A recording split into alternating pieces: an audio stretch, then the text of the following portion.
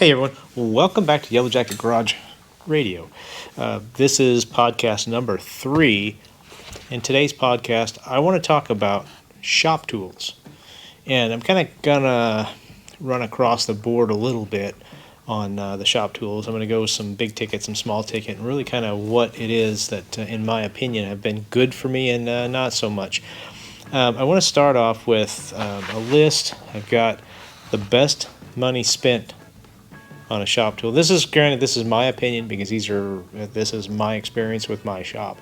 And the idea behind this is to maybe help some of you that are trying to build your shop, do a little bit of a build out.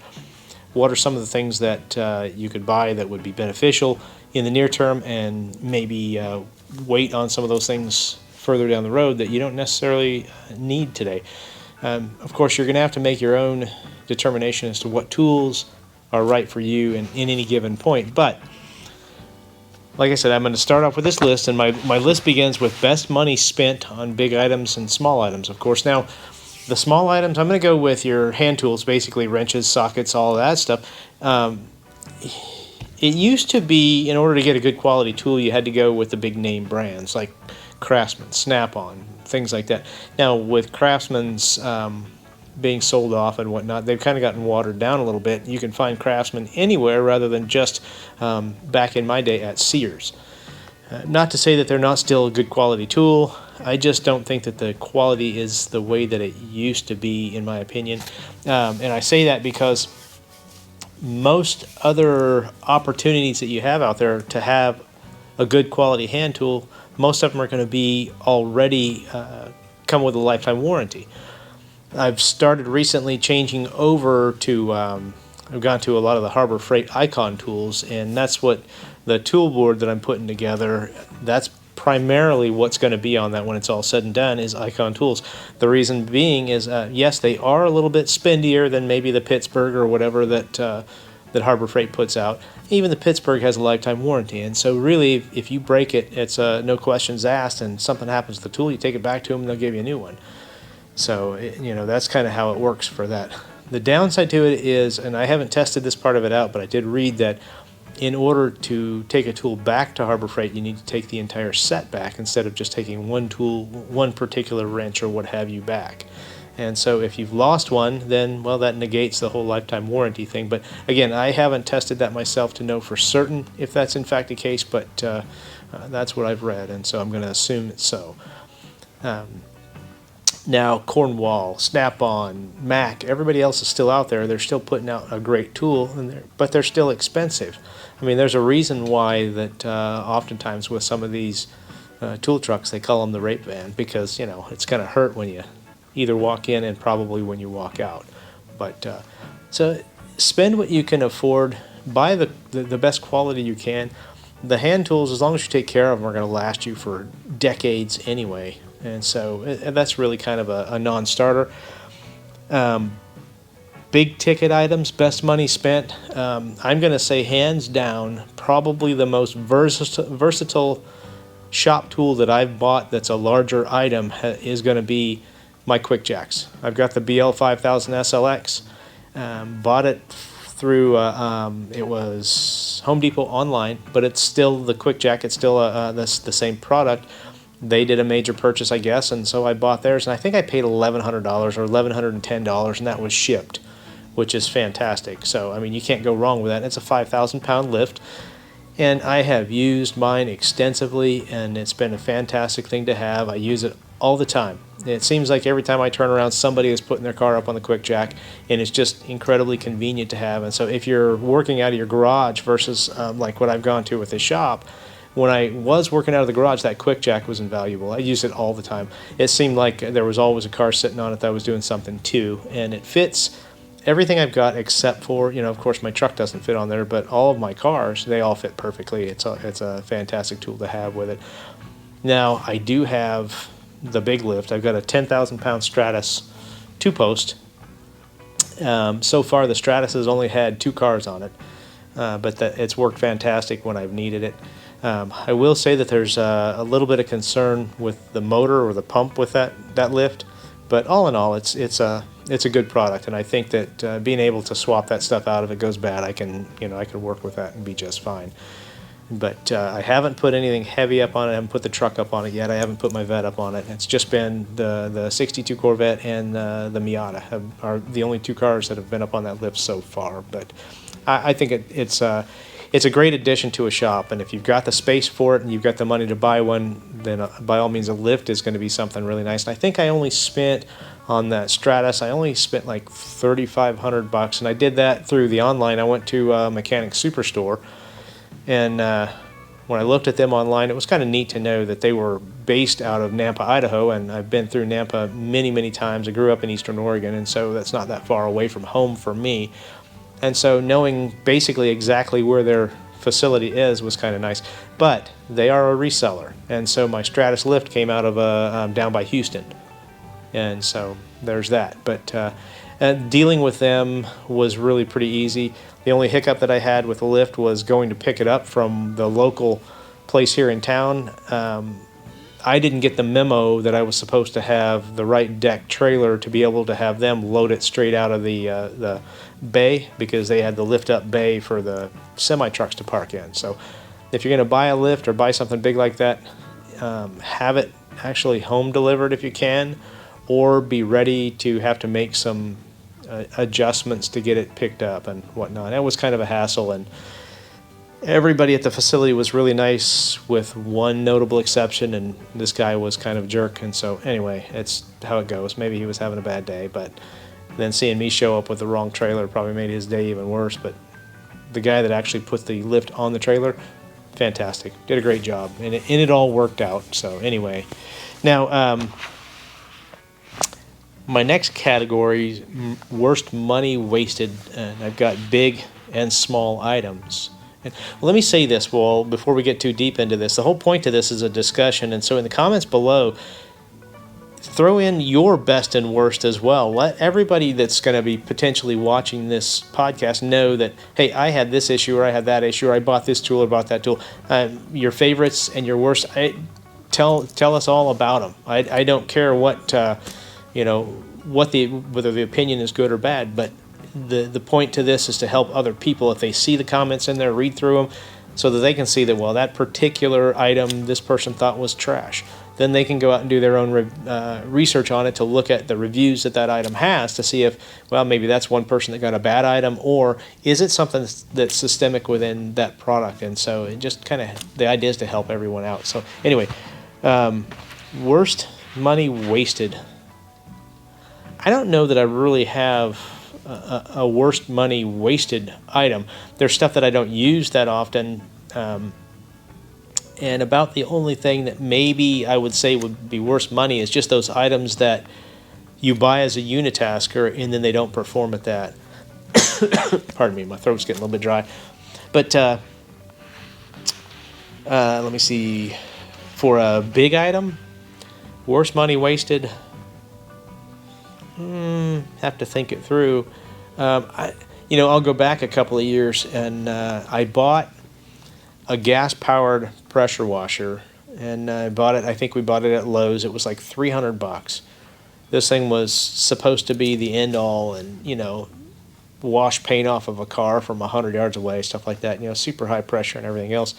It made it through one winter, and the pump motor itself all corroded, and it was basically pot aluminum. The construction of that was really poor, and so that was it a Craftsman unit? But it's branded whatever anyway. But I believe it was a Craftsman unit, but it's not stuff that Craftsman is actually making. It's probably made in China, something like that. So it wasn't a quality product to begin with, but it was a quality price, and that was probably the most money that I've wasted on something that I had such a short period of time for a big ticket item. Now again, for small ticket items, you've got stuff that you buy and it sits on the shelf. You think that you're going to use it, you get it, and I've got some stuff that's new in the box that I've had for 2 years that either I haven't gotten around to using it yet, or I found another method that was just a little bit easier, and it happens. So be prepared for that. What is the item that I use the most? As far as a big ticket item, honestly physically using the most is probably my jacks. I've got 3 different jacks, floor jacks, I'm saying, and they work great. I use them a lot. I've got one small one. Let me see. 2 of them are Harbor Freight. One's a Daytona, and that one, the newest one that I've got, the Daytona, was a gift for somebody that I did some work for, and he contributed to the shop by bringing a jack, which is fantastic. I have no problems with that. I don't typically charge for any of the work I do because I'm not a professional mechanic, and I'm not trying to be a professional mechanic. I'm just trying to be helpful if a friend or a family member has an issue with a vehicle that I can help with. And so that's kind of the basis of what I do. I don't take money for it, not going to take money for it, and because that's just not what I do. But anyway, I got that jack. Haven't used that one very much, but I've got one that's a Craftsman jack that I've had for probably 15 years. And it's not a high reach jack, not like the Daytona one that was gifted to me is. And so it's less helpful, but it's very useful. So if you got a regular car, it works great. When you're dealing with the truck, you need something that gets it up a little bit higher, and so the longer reach jack works fantastic for that. And I've used the new jack for that. And so yeah, I think that's probably some of the most used bigger items that I've got. And you can't run a shop, or you can't have a garage without some type of a floor jack to get done what you need to get done. And couple that with quality, and I can't stress quality enough, jack stands. Actually spend the money on your jack stands. I've got that are steel bases. I'm trying to remember, the ones that I've got were from AutoZone, the biggest ones that I've got, and they're probably $75 for the pair of them. And you know, what are they, 5,000 pound or 10,000 pound or whatever it is, but they're big, good quality jack stands. Buy quality jack stands, because there's a reason that Harbor Freight doesn't sell jack stands anymore, is because, you know, people were getting crushed by jack stands that were failing. So buy quality jack stands. Least used, but still a must-have. I'm kind of thinking on that one, because there are things that I don't use very often, but having them around the shop is like drain pans. I mean, little items or stuff like that you know, you don't even think about what you need, but to have them around is great. Let me see. I'll have to come back to that one. Most wanted. What is my number one most wanted? I think my big ticket item is a 4-post lift. And I say that because I'd like to have a little bit more storage capacity that I can still work underneath as well if I need to. And so a 4-post lift that's got the caster so I can move it around would be an awesome addition to the shop. Eventually, the thought is that I may add another bay to the shop on the side, and so if that were the case, I would put that 4-post in there as well, maybe have a storage lift, and then have more floor space, which is always nice. You'll never have enough floor space. And so that was my most wanted, and why, and that's both of those. The last part of this that I've got is my tool purchase process, which is really kind of willy-nilly. The next bigger ticket item, and I say bigger ticket, and it's because it's going to be $250 or $300, is I want to get a 20-ton H-frame press. And it'll be the manual, probably a Harbor Freight press, because I won't use it that often, but I'm getting ready to do the wheel bearings and the axles, the front axles on my truck. The wheel bearings, you need to have a press to do that. The closest place that I've found that'll help me with pressing stuff on and off is down in actually Tyler, which is where I would take it, is about 45 minutes away, and so that's not really efficient for me. And so having my own press here would be fantastic, because then I could, you know, press bearings on and off. I could do U-joints and things like that.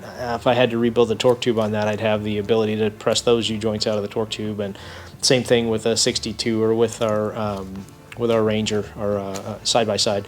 Same thing. Anywhere you would need a press, that 20-ton would be enough to do that, and then some. And so that's the idea. That's probably the best or part of my. I got sidetracked really, really bad, huh? Talking about my tool purchase process. And then I kind of went back into the most wanted. Anyway, back to the tool purchase process. look look at what it is that you think you might need, and then look at your budget. And that's kind of what I do. I know what jobs I've got coming up that I need to do, and so that's kind of how I prioritize my next bigger purchases. I still have some more wrenches on the board that I need to fill out, and so that'll be Icon, but they're, for a set of Icon wrenches, is $100+, and so I don't run out and buy a whole bunch of stuff because I don't want to pay that much money all at once. I'd rather kind of piecemeal it and get what I want, get what I need, when I need it. And I do have plenty of old wrenches and stuff that work just fine. It's just trying to get the board set up the way I want it, with the one side being metric, the other side being SAE. That is going to make it a lot easier for me, and it's going to be just a nice benefit to have it set up that way when I get there. It's still a work in progress. The last thing that I've got on here is the most surprising new tool. And the newest tool that I bought that surprised me at how much I didn't realize that I needed it was I bought the the Holt Industries pneumatic brake bleeding tool from Harbor Freight. And that turned out, because I bought one of the hand pump things, and I tell you what, that was trash. Absolutely useless for what I needed. And so then I went ahead and got the pneumatic one that plugs into the air hose. Plugged it into the air hose. Bleeding brakes is a snap. You do it by yourself, and it's fantastic. Never have another worry with it, because that just made it so much easier. So if you haven't gotten one of those and you've never used one of those, go out and get one. Which now that drives the next thing that I'll probably buy, is they're not as expensive as the presses and all that stuff, is another pneumatic fluid extractor. Reason being is, on most GM products, they don't have a drain hole on like the differentials and things like that. They do for the transmissions, they do for your oil, of course, but your differentials don't typically have drain holes. And so you have your fill hole, you pull the bolt out, you can stick the hose in, turn on the pneumatic deal, suck the old fluid out of it, and be able to inspect the fluid to see if there's any glitter or anything in it, so you see how that looks. But at the same time, you get it all out without having to take the cover off of it and replacing the gasket and everything else. So that's the thought process behind that. And if I really wanted to do an oil change, you can stick the tube down in there and suck all the oil out through the tube, and it is what it is. But I'd rather knock the drain plug out of the oil pan. That's always, to me, that's a better way to do it, because I know that I've gotten it out. And same thing with the Corvette. It has the two drain plugs with the dry sump system, and so you can get the oil out of one side of it, but you can't get the oil out of the other side of it. So you still have to do the old-fashioned drain plug drop to get the oil out, and then refill both of them. So there's that. So really, for a podcast, that's about where I'm at on this one. Hopefully this is something that creates a little bit of food for thought for those of you that are trying to figure out what you want to do as far as a shop setup, or maybe somebody that's got the shop set up and is looking for new tools to get. It's always best to kind of bounce ideas off of other people to give you an idea of what may be your next big ticket purchase. And so hopefully this helped you out. And again, everybody that's watching this, throw a comment down below. Talk about your own experiences. Tell me and tell everyone else what tools you've bought, what tools you've shied away from, and what tools you've been the most impressed with. What was something that you kind of were waiting a long time to get because you didn't know whether it was going to be any good or whether it was going to be helpful or whatever. Come to find out that you wish you'd have bought it a long time ago. And then at the same time, what kind of tools have you bought that 6 months down the road you've either not used, or you used them one time and they were a big pain in the ass to use, and so they kind of turn into trash. That's something that you don't use. And so put it all down there. Let's try to help each other out and see if we can't make this a little bit more of a community to talk about what we've got going on in our shops and what we've got going on in our projects. And if that works out this way, you guys also throw down there, hey, other things that you might want to see talked about, and I'll throw something together, throw another podcast together on that stuff, and we can have a discussion. And with this one, I'll probably do a partner post in my community tab, so you can go over there and also have a discussion about it.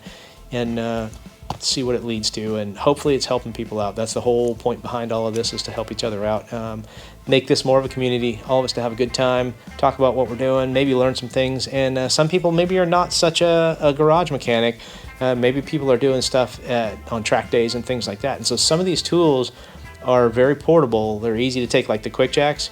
Quick jacks and a small generator. You can run the quick jack off the generator that you're probably going to take for other things anyway, and it'll make tire changes or fluid changes or maintenance or repairs a lot easier, because you have a method there at the track to lift your car up. But anyway, I think that I've probably exhausted this whole discussion on this end of it.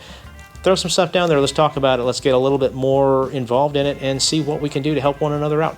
And again, thanks for being here. Thanks for being part of and supporting my podcast journey, and hopefully it's helpful to you guys. I know I'm kind of getting into it a little bit and learning a little bit more about it. I still can't go back to work. I just today got the clearance to not have to wear my sling anymore, and so I'm good on that. I'm 6 weeks past surgery now, and haven't had any physical therapy, but I'm working on that to get that done. Long story. Anyway, I'm not going to go into that. But so that's why I'm kind of leaning on the podcast right now to get information out and get content out. So hopefully it's beneficial. Hopefully it's food for thought. And again, thanks for being here at Yellow Jacket Garage Radio. And I hope you're enjoying my podcast. And as always, we will see you on down the road.